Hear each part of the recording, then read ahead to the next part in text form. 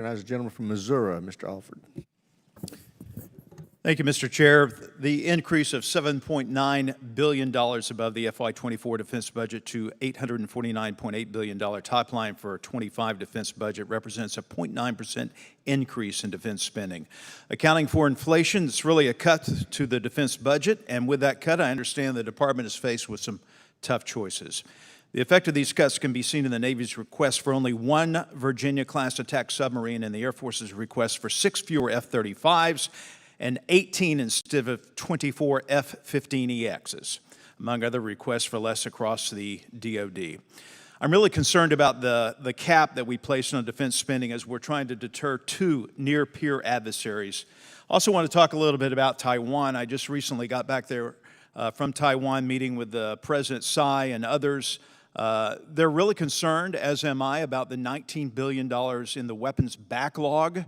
I believe quite a few F-16s that need to be there by 2026, Harpoon missiles.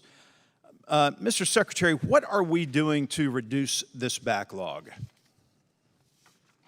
Thanks, sir. Well, you may have heard me say earlier that 3 years ago, I stood up a task force to really look at this backlog and figure out what the obstacles are. And this, the FMS process is a complicated process that involves a lot of different moving parts. And that Tiger team is still in existence. It identified a number of things that we needed to, we could do to speed things up, and where we can, we have done those things.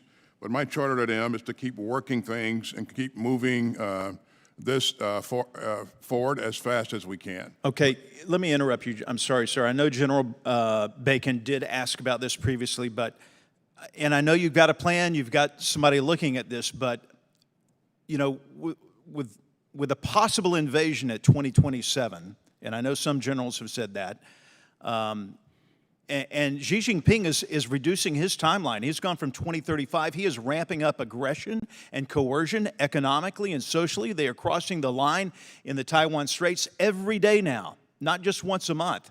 But this is picking up. The storm is coming. What are we going to do to help Taiwan prepare for a proper defense against the communist powers of China?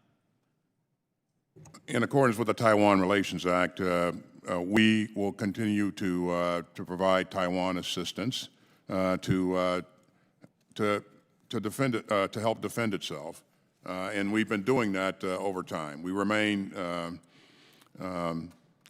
focused on their needs and getting security assistance to them as quickly as we possibly can. And again, some of this involves industry, as you know, right? And it's easy to say I can spin the dial and force industry to produce something quicker. Not always that easy.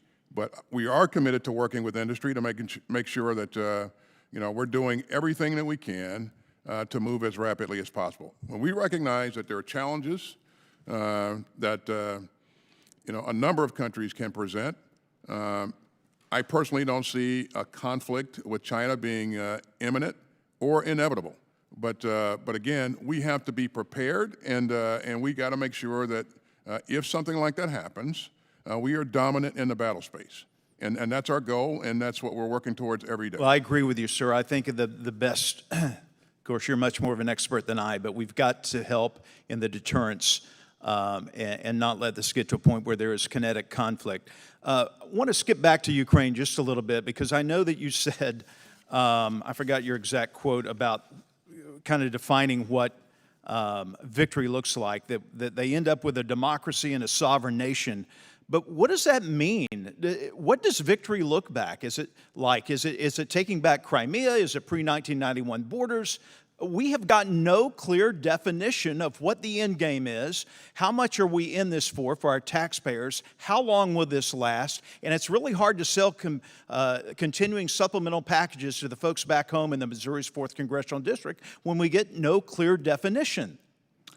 Well, again, we do want to see Ukraine as a democracy that's independent and a sovereign nation, and again, with the ability to defend itself and deter aggression in the future. And we are doing things to to help them build All that right, capability. I'm sorry, we're out of time. I appreciate your answer, but that does not answer the question of what does victory look like. America Gentleman's deserves that time's answer. expired. You're not recognized.